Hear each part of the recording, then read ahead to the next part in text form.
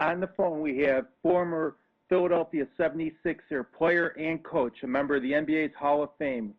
He was also a member of the NBA's 50th anniversary all-time team, Billy Cunningham. How you doing, Mr. Cunningham?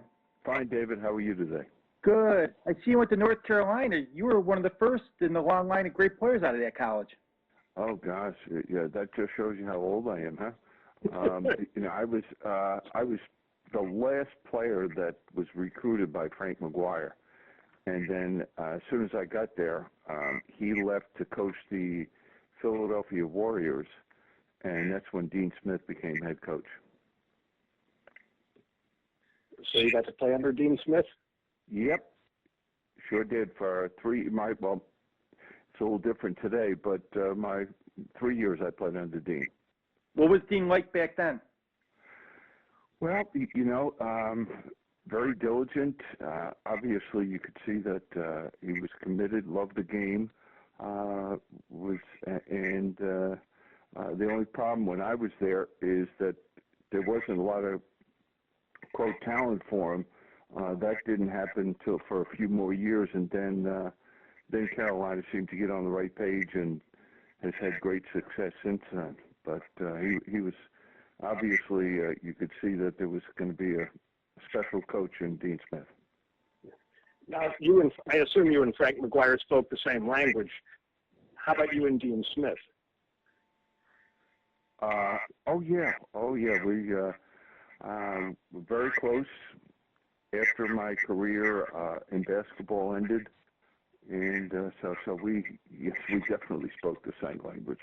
Did anyone break your school record at 48 points in a game? Yeah, I think the next year Bobby Lewis might have broken that. I forget what I had. I know it was the high 40s, but it was just against a terrible team. Though it really, it's not something I would hang my hat on and say, "Wow, what a great achievement I had during my career." Because at that time, I'm trying to remember who it was against. I think Tulane, and they were not a very good team at that time. Had Dean Smith developed his four-corner stall offense when he took over? Yes, he was developing that. Matter of fact, the first person he used that with was Larry Brown, the coach now at SMU, coached in the NBA, Kansas, etc. Larry was very quick and a heck of a basketball player, and he was the one that was the first one that I remember, first one to be in the middle of the four corners. And then you joined the Philadelphia 76ers back, in the mid-'60s, and you had some great players on that team, and you were coming off the bench. Was that an adjustment for you coming off the bench? Not really when I first got to the pros. That was not an issue. I felt the same way as you mentioned. I just felt very fortunate that I had the opportunity to play with great players. As a matter of fact, Chet Walker who went on and played at the Chicago Bulls, and Luke Jackson, Will Chamberlain, Hal Greer, Larry Costello, Wally Jones. So it was an exceptional basketball team. What did you learn from sitting on the bench? If anything. I learned, well, mental preparation was the most important thing. It's a lot easier starting. If you're warmed up, you're ready for the ball to be thrown up and the game to start. But when you're sitting on the bench, it's making sure that you're mentally ready, watching what's going on, what the team needs, who you'll be playing against, what they're doing. So there's a long laundry list of different things that you kind of focus on before you go into the game from the bench. In the '67 championship, that was Will Chamberlain's first championship. Dr. Jack Ramsey was your coach, if I remember right? No, Alex Hannon was the coach. Okay, Alex Hannon. What was that like, getting Will's first championship? Oh, well, any championship is a wonderful championship, but it was obviously you look back and you realize it was Wilt's first, and the things he had achieved during the course of his career just makes it truly special. Now, Alex, I think, also won a championship with the St. Louis Hawks. He seemed like a very quiet person on the sidelines. Was that what he was like? Who was that? Excuse me? Do that again for me. I think Alex Lanham was the coach when the St. Louis Hawks won a championship during the Celtics reign. Yes, he did. I think he did. And no, I would not classify Alex as, Lord rest his soul, as someone that would just sit there and observe. He would be more along the lines, I think, of closer to a red owl back on the sideline than someone that sits there very quietly like a John Wooden. No, that was not his style. Then you go to the ABA. That'd be a big change for you because that was, an up-tempo style compared to the NBA. It was, and there were a lot of great players in that league. The problem that they had was just they didn't, for a TV market, they were just, the cities were just too small. The support was pretty good in all those cities, by the way, but it was a wonderful experience. That's where we were introduced to the three-point line, which has become such a factor in the NBA today. How much of a transition was it from the NBA to the ABA style? It was still basketball. It really wasn't much of a change or an adjustment. It was up and down a little bit more than the NBA, but that fit my style well enough that I was able to participate. When you were with the 76ers coming off the bench as a six-man, I mean, was there any competitions between you and Havlicek to see who the better six-man was? I don't think either one of us really took it personally as the sixth man. I think the important thing is that who finished the game. That really dictates to you who the starting team actually is. And of course, Havlicek would always finish the games, and many times I did as well. Now, how did you get into coaching?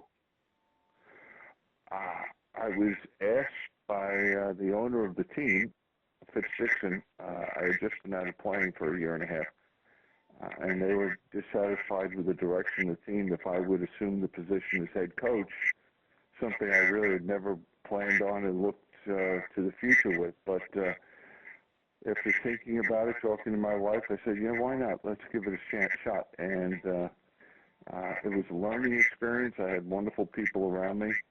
And we were able to make some moves and trades, and we were able to build a wonderful team.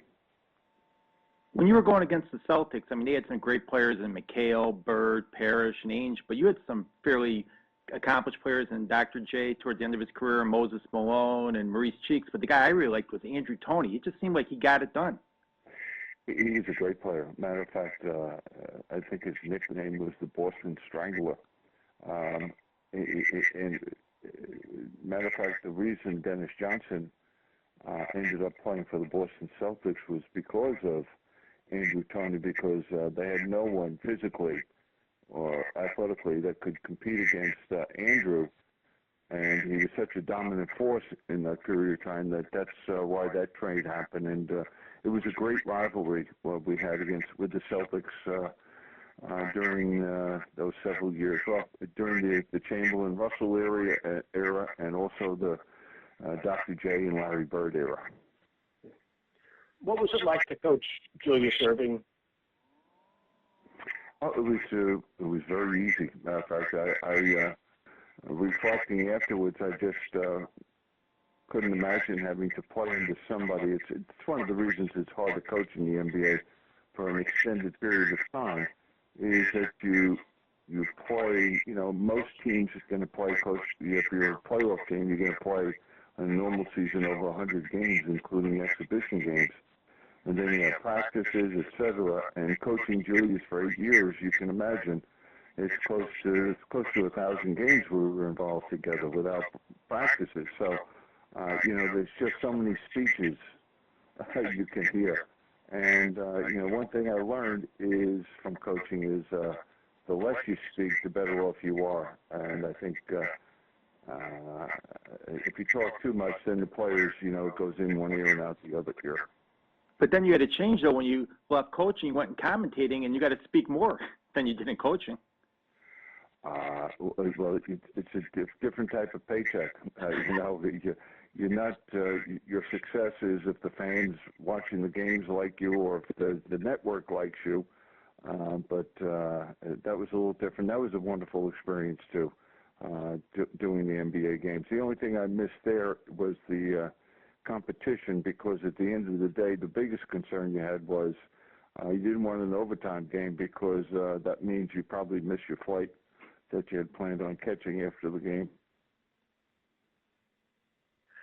How would you compare the teams the team that you played on and the team that you coached NBA championships with the teams today? I think the teams that great. I mean, are they as good? Sure.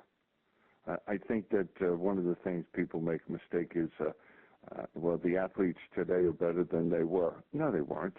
There's no one that can compare to Will Chamberlain physically and athletically when he was a young man.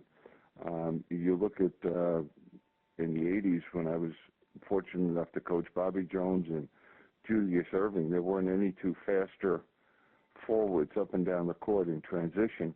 I mean, they were just as quick up and down the court as LeBron James.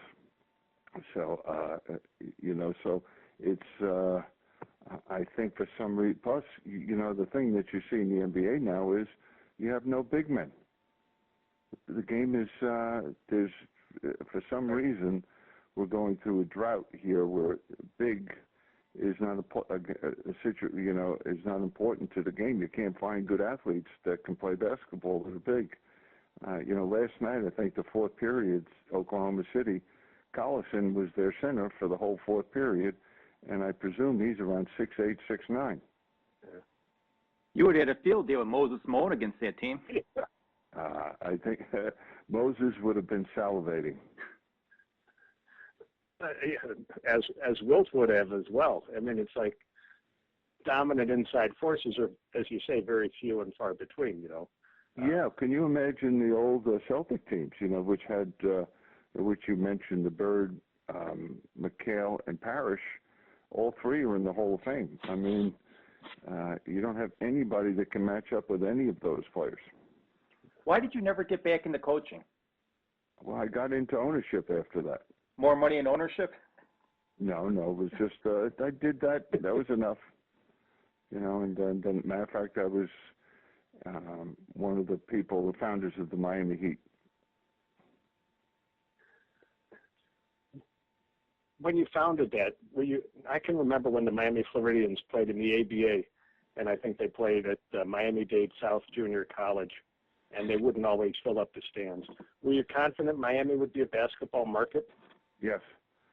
Wouldn't have gone there if we didn't think so. It was the largest TV market that didn't have an NBA franchise.